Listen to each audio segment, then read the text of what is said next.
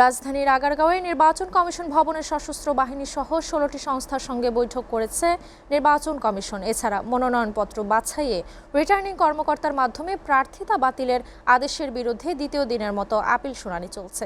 এই মুহূর্তে সেখানে আছেন সহকর্মী শাহরিয়ার জামান দীপ। সরাসরি যাচ্ছি সেখানে। দীপ, দ্বিতীয় দিনের মতো আপিল শুনানি নিয়ে বিস্তারিত জানান।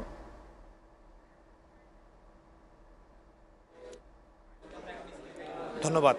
আপনি জানেন যে আজকে দ্বিতীয় দিনের মতো আপিলের যে শুনানি সেটি চলছে। গতকালকে প্রথম দিনের শুনানি শেষ হয়েছে এবং প্রথম দিনের শুনানিতে ৫২ জনের মনোনয়ন বৈধ ঘোষণা করা হয়েছে। ১৫টি মনোনয়ন যেগুলি বাতিল ছিল সেটি বাতিল বলে গণ্য করা হয়েছে এবং ৩ জনের মনোনয়নপত্র পেন্ডিং রয়েছে।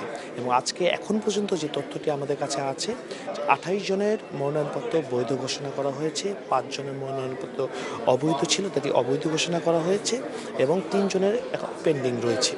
তো সব মিলিয়ে বলা যায় সকাল ১০টা থেকে কার্যক্রমটি শুরু হয়েছে, চলবে বিকেল ৫টা পর্যন্ত। প্রধান নির্বাচন কমিশনার সহ অন্যান্য নির্বাচন কমিশনার যারা আছে তারা কিন্তু উপস্থিত রয়েছে এবং আমরা দেখতে পাচ্ছি খুব অল্প সময়ের মধ্যেই আপিলগুলো নিষ্পত্তি করার চেষ্টা করছে। যেই আপিলগুলো বেশি সময় রাখছে সেগুলো পেন্ডিং রাখা হচ্ছে বা একদিন সময় নেওয়া হচ্ছে। এবং প্রার্থীদের অনেকের সাথে আমাদের কথা হচ্ছে, তারা বলছে যে প্রক্রিয়ায় কার্যক্রমগুলো সম্পূর্ণ করা হচ্ছে এতে তারা সন্তুষ্ট। এবং যারা প্রার্থীতা ফিরে পাচ্ছে তারা যেটি বলছে যে ছোটোখাটো সমস্যাগুলো ছিল সেই সমস্যাগুলো তারা বোঝাতে সক্ষম হয়েছে নির্বাচন কমিশনকে এবং নির্বাচন কমিশনও তাৎক্ষণিক তাদেরকে ফলাফল দিয়েছে। সব মিলে বলা যায় যে খুব অল্প সময়ের মধ্যে আপিলগুলো নিষ্পত্তি হচ্ছে। এবং আরেকটি বিষয় জানিয়ে রাখি যে আজকে সকাল ৯টার সময় আইনশৃঙ্খলা বাহিনীর একটি বৈঠক হয়েছে নির্বাচন কমিশনের সাথে।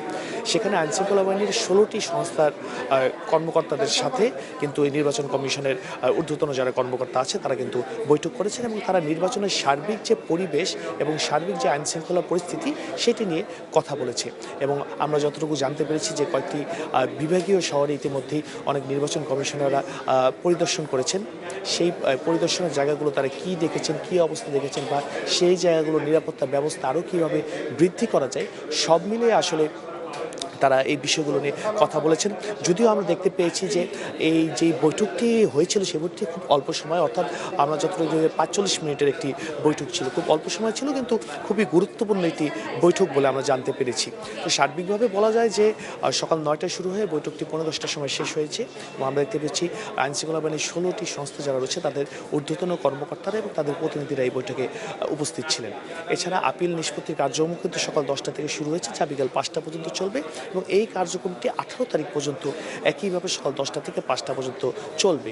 এবং ৬৪২ জন যারা আপিল করেছেন তাদের সবারই কিন্তু নিষ্পত্তি করা হবে এবং ১৮ তারিখ এটি শেষ হওয়ার পরে ২০ তারিখ কিন্তু মনোনয়নপত্র যে যারা মনোনয়নপত্র নেওয়ার শেষ দিন, অর্থাৎ মনোনয়নপত্র যারা এই ১৮ তারিখের কর্মসূচির পরে আপনারা ২১ তারিখ হচ্ছে প্রার্থীদেরকে যেই প্রতীক আছে সেই প্রতীক বরাদ্দ দেওয়া হবে এবং ২২ তারিখ থেকে তারা তাদের কার্যক্রম নির্বাচনী যে প্রচারণা সেটি কার্যক্রম শুরু করবেন। এবং আমরা যেটি দেখতে পেয়েছি যে আজকে সকাল থেকে কিন্তু নির্বাচন কমিশনের আশেপাশে কিন্তু আইনশৃঙ্খলা পরিস্থিতি জোরদার করা হচ্ছে।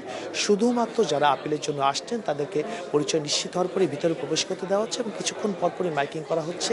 অর্থাৎ আজকে আমরা যতটুকু জানতে পেরেছি ৭১ থেকে পরবর্তীতে ৭০ জনের এখানে আপিল নিষ্পত্তি করা হবে। তো সবশেষ আমার কাছে যে তথ্যটি রয়েছে, আপিল নিষ্পত্তি কার্যক্রমের দ্বিতীয় দিন চলছে।